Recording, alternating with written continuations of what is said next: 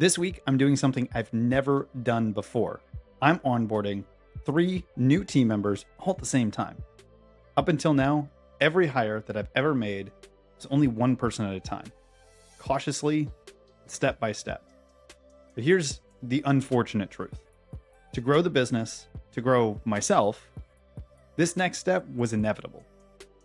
So today, I'm going to show you exactly what I'm doing, the framework I'm using, and how you can avoid the overwhelm and the chaos when it's time to scale your team.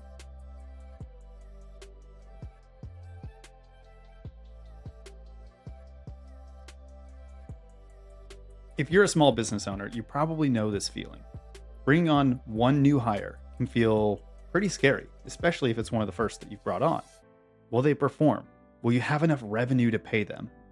Will you have the time to train them properly? For years, I stayed stuck in this very loop, hiring just one person, seeing if it worked, and waiting way too long before the next. Let me tell you, it felt safe, but it was one of the slowest, most painful ways to grow the business. Because here's what I learned. The bottleneck wasn't actually the business. In this case, it was me. I want to take you back a bit. In the early days of building this business, I did everything. I was the sales rep. I was the operations manager. I was the marketing department. I was the admin. Pretty much every role flowed through me. Every time I thought about bringing someone on, it felt terrifying.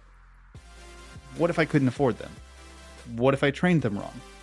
What if they didn't do as well as me? So I'd do what most owners do. I'd wait.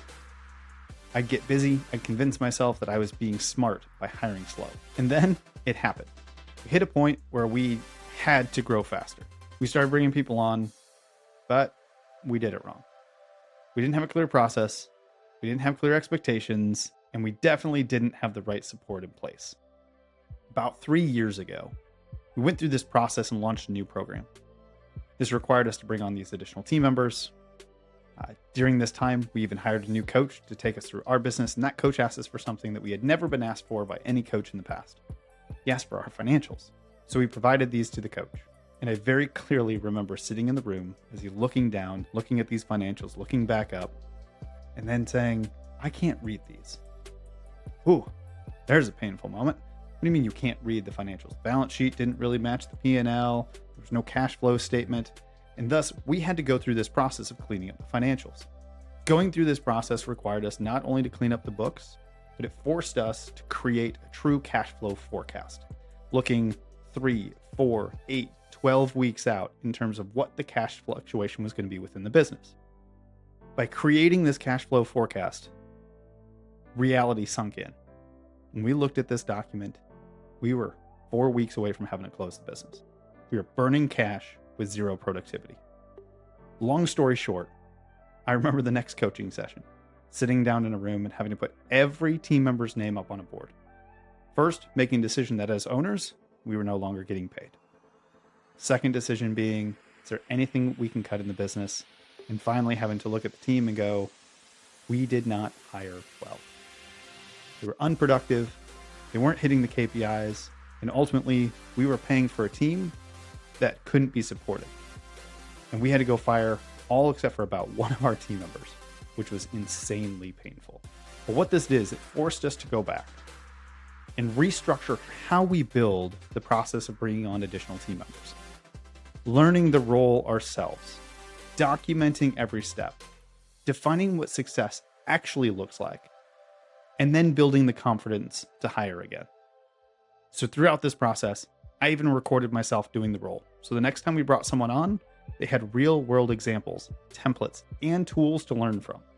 This was the turning point. I realized I wasn't just building a team. I was building the machine that could train the team, even when I wasn't in there.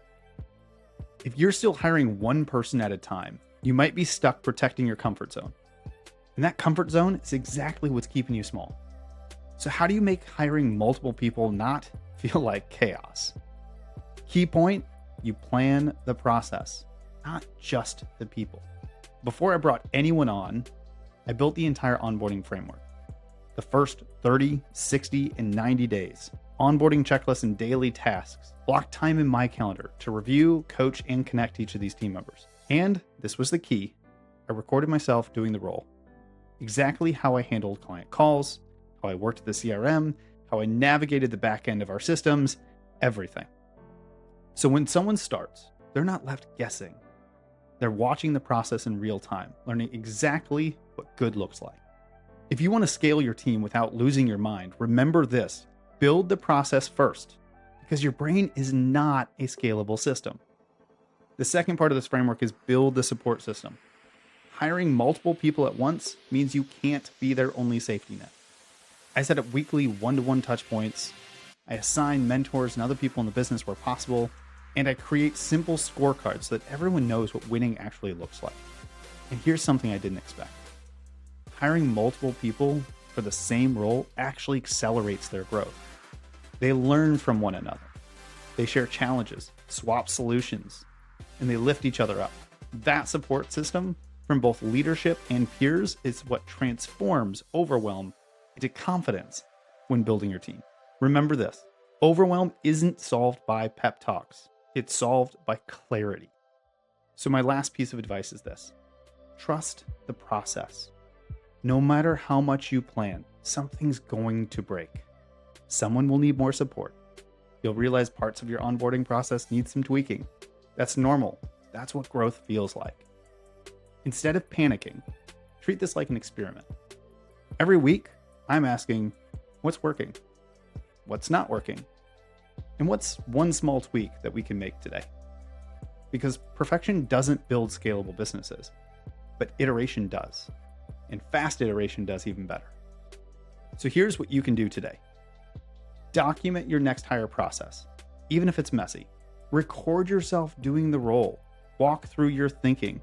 Show your screens. Share your voice. Set weekly check-ins and a simple scorecard. Because remember, growth isn't supposed to be comfortable, but with the right framework, it can be predictable and even exciting. So if you're ready to stop owning a job and start building a business that can one day work without you, subscribe to this channel. I share frameworks, I share systems, and I try to share as much of the real world lessons that I'm facing every week. Drop a comment.